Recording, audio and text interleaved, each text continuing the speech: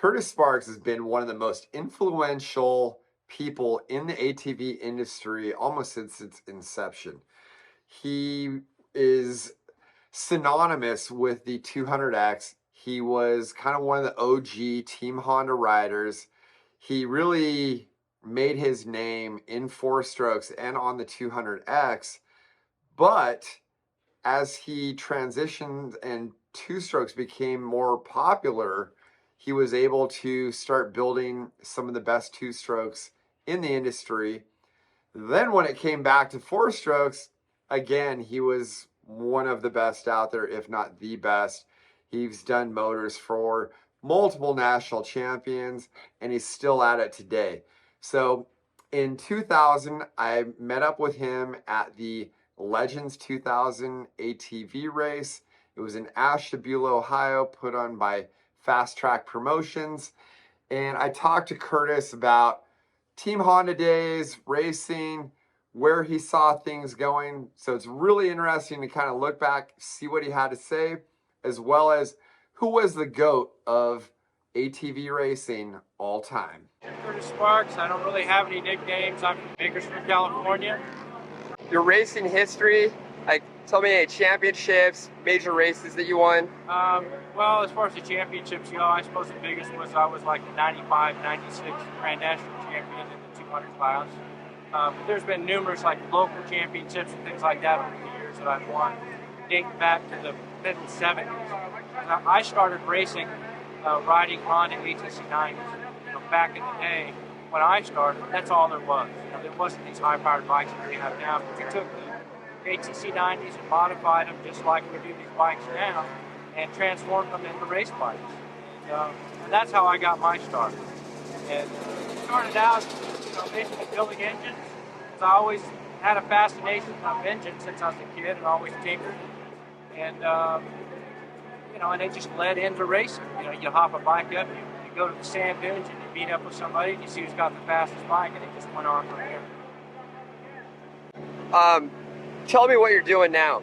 Right now, what I'm doing is primarily building ATV engines and related components. I have a company I've had for a long time, Sparks Racing Engines. That's what I do. Racing engines for ATVs. I come to all the nationals and tune for a select few riders that I sponsor. And that's it. Now, you've been racing ATVs since the very beginning, starting on the 90s. You raced the 200Xs, the 250X, 250Rs. Out of all the bikes that you've raced and ridden, what do you think the best bike you've ridden is? The best bike that I've ridden? Yeah, or your favorite? My favorite has been a 200X. That's sort of been my claim to fame. I'm most known for racing 200Xs, so I'd have to say that's definitely one. Now, you've been racing for a long time. I know you raced Baja, you did the Nationals, you've been around HV racing. What's the wildest racing story that you've got? Wildest racing story that I've probably got, it came about one time we were racing Parker 400.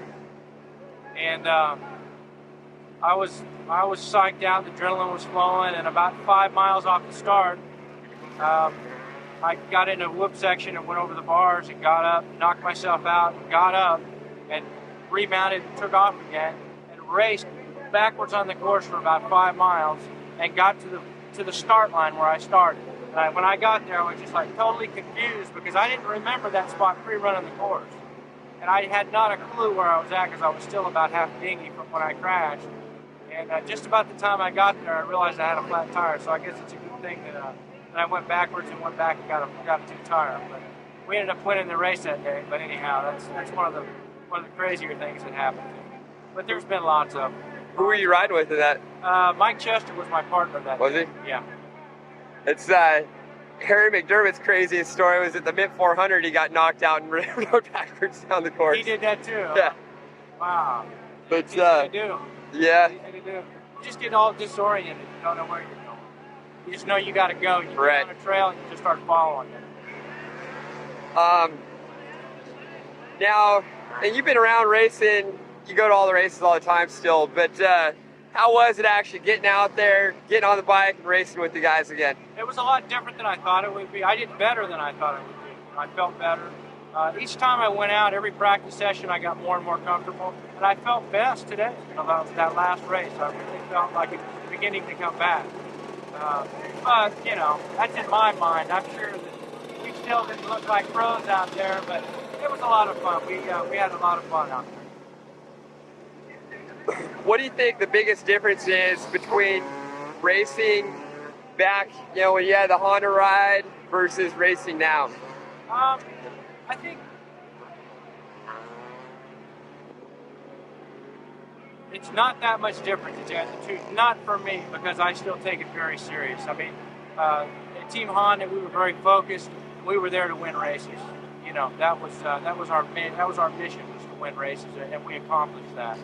And really, that hasn't changed for me. I come here to influence as much as I can and try and get some wins, for the riders that I have. The only difference now is I'm not riding the bike, but for me, the competition is still there. The only difference is I'm not riding it anymore, but I'm still here trying to do as much as I can and trying to get the wins. Okay.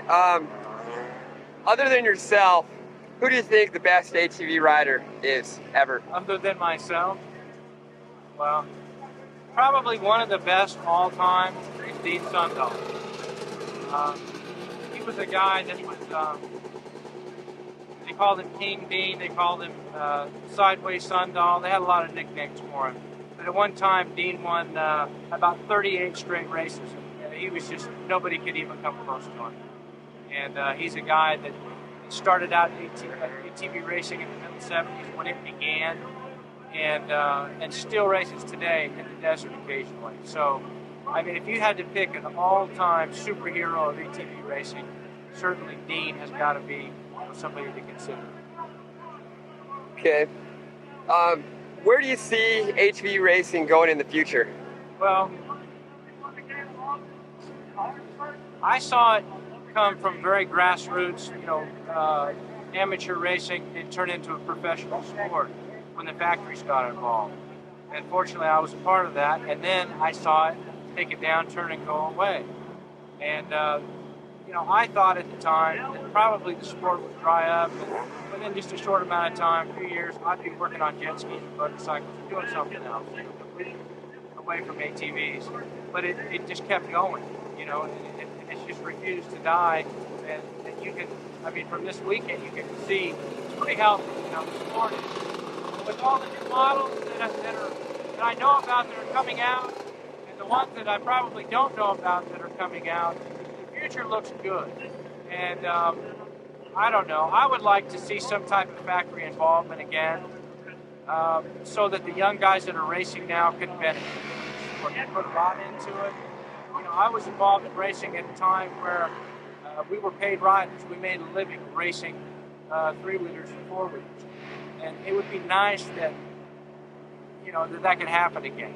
And I don't know if it will or not, but you never know. I keep hoping for it, and we'll see what happens. But certainly the sport overall is pretty healthy, and it's continuing to grow. And it seems to be making a pretty good comeback.